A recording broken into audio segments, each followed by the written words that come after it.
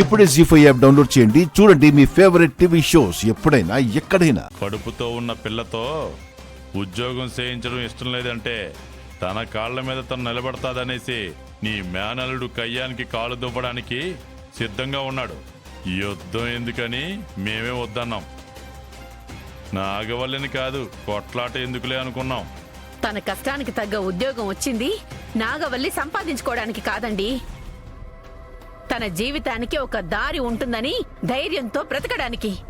అమ్మా, ఆడపిల్ల జీవితానికి దారి అత్తారింటి వైపే ఉండాలి కానీ పుట్టింటి వైపు కాదు. మా మాట కాదని తన చెల్లెల్ని తీసుకెళ్లిపోయిన గంగనడుగు. లేదు, మీరే ఏదో అనుంటారు. తన మనసుని గాయపడేలా చేసుంటారు. నీ మొహమేం కాదు, ఒకసారి నీ కొడుకుని అడుగు. మేనకోడల్ని ఏదో అనబోతే దవడ మీద ఈ ఉంగరాల సెత్తు ఎట్టా కొట్టినాను. మీ కొడుకుని మీరు కొట్టారంటే నేను నమ్మను. ఏమ్మా, నీకు కూడా సాక్ష్యం కావాలా?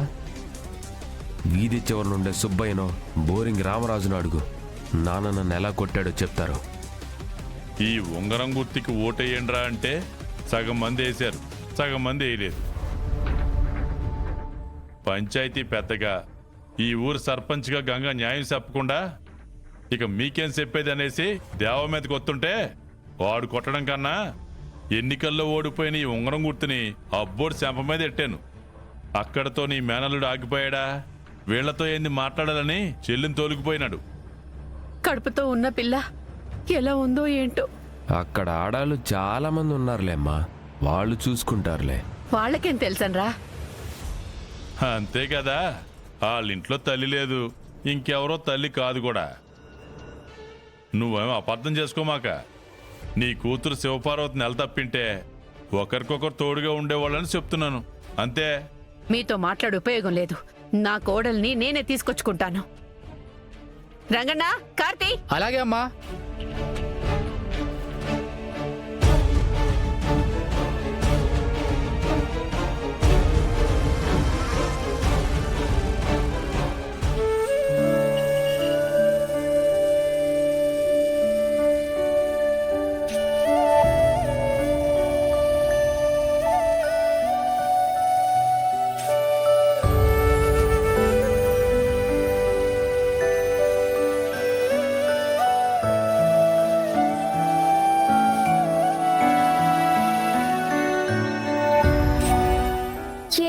ఇద్దరు డల్ గా ఉన్నారు.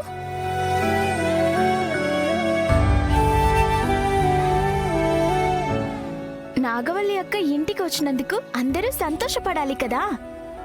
ఏ పండక్కో పబ్బానికో ఇంటికొస్తే సంతోషపడేవాళ్ళం. కానీ దేవాబావతో గొడవపడి తీసుకొచ్చాడు అన్నయ్య. ఇంకా సంతోషం ఏముంటుంది? మన కోసం అన్నయ్య ఎంత కష్టపడ్డాడక్కా. ఇప్పుడు కూడా వాళ్లతో మన కోసం మాటలు పడాలంటే నేనక్కడున్నా లాభం లేదనిపించింది. చూడు నాగవల్లి, పెళ్ళయ్యాక ఇలాంటి గొడవలు సహజం. ఒక్కసారి 3 ముళ్ళు పడ్డాక తిట్టినా కొట్టినా మెట్టినింటిని గౌరవించాలి. మీ అన్నయ్య పిలిచాడని ఇలా వచ్చేయడం కరెక్ట్ కాదనిపిస్తోంది. మా అన్నయ్యని, నా పుట్టింటిని గౌరవించని వాళ్లతో నేనెందుకుండాలో దినా? ఆ ఇంట్లో కాపురం ఎందుకు చెయ్యాలి? కష్టపడి ఉద్యోగం సంపాదించావు. నీకు ఉద్యోగం వచ్చిందని సంతోషపడాలో, ఇలా అయ్యిందని బాధపడాలో అర్థం కావట్లేదే. ఏమైందమ్మా? మన చెల్లెలు మన దగ్గరికి వచ్చింది. ఇక నుండి తనకి ఎప్పుడు ఏం అవసరం వచ్చినా అన్నీ మనమే చూసుకుంటాం. అమ్మా నాగవల్లి, అలాంటి మూర్ఖుల దగ్గర నువ్వు సంతోషంగా ఉండలేవమ్మా. చిన్నప్పటి నుంచి మిమ్మల్ని కళ్ళల్లో పెట్టుకుని చూసుకున్నాను. ఇప్పుడు కూడా అలాగే చూసుకుంటానమ్మా. రెక్కలు ముక్కలు చేసుకొని మాకు కష్టం కనపడకుండా పెంచావన్నయ్యా. ఇప్పుడు నేను పడ్డ కష్టానికి ప్రతిఫలంగా ఉద్యోగం వచ్చింది.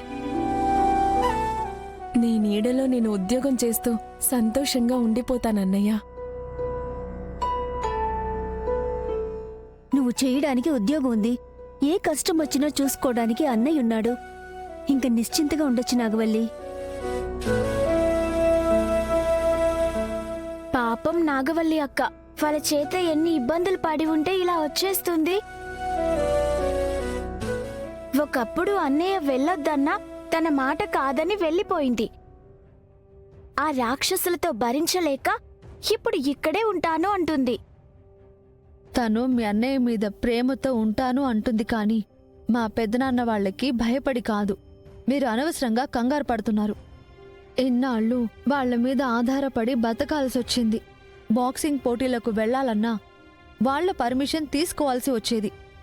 కానీ ఇప్పుడు అలా కాదు కదా. నాగవల్లికి ఉద్యోగం వచ్చింది. ఎవరి మోచేతి నీళ్లు తాగాల్సిన అవసరమూ లేదు. డబ్బుందని మిడిసిపడే మా అన్నయ్య పెదనాన్న ముందు నాగవల్లి కాలర్ ఎగరేసి ఉద్యోగం చేయగలదు. వద్దు.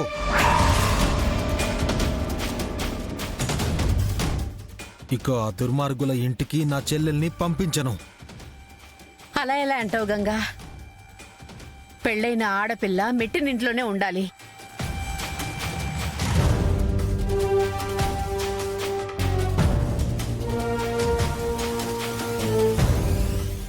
దయచేసి నువ్వలా మాట్లాడదత్త. నీ కొడుకు ఎలా ఉంటాడో నీకు తెలుసు. అయినా ఓపిగ్గా ఉన్నాను. ఎందుకో తెలుసా? వాడిని ఏదైనా అంటే నా చెల్లి బాధపడుతుందని. అలాంటిది వాడే నా చెల్లిని బాధ పెడుతున్నాడు అంటే అలాంటి వాడి దగ్గర నా చెల్లి ఒక్క క్షణం కూడా ఉండదు.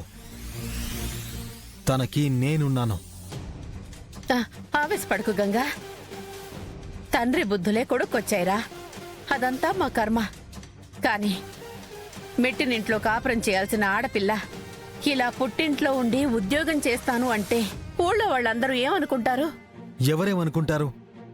నా చెల్లి మీ ఇంట్లో సంతోషంగా లేనప్పుడు తనని చూసుకోవాల్సిన బాధ్యత అన్నయ్యగా నాదే కదా.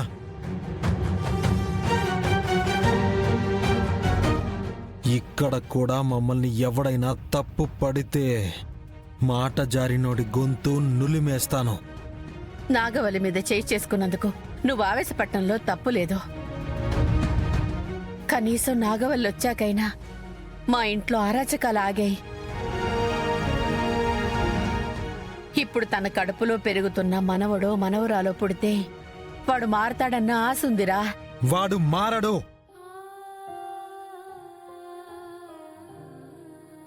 వాడి పేరు కూడా ఈ ఇంట్లో వినిపించడానికి వీల్లేదు. నా చెల్లి ఉద్యోగం చేసుకుంటుంది, లేదా నేను చూసుకుంటాను. నా చెల్లికి ఎవరి కింద బతకాల్సిన పని లేదు.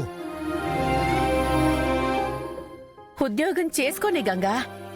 అదేదో మా ఇంటికొచ్చి చేయమను. ఎవరు కాదంటారు? వద్దత్తయ్య, నువ్వింక ఏమీ మాట్లాడొద్దు. అది కాదు గంగా. భార్యాభర్తలన్న తర్వాత ఇలాంటి గొడవలు మామూలేరా. మనం అర్థం చేసుకోవాలి కదా. దయచేసి నాగవల్లిని ఇంటికి తీసుకుని వెళ్ళాలని చూడొద్దు. నేను దానికి ఒప్పుకోను. జీ5 యాప్ డౌన్లోడ్ చేసి అన్ని ఎపిసోడ్స్ పూర్తి ఉచితంగా చూడండి.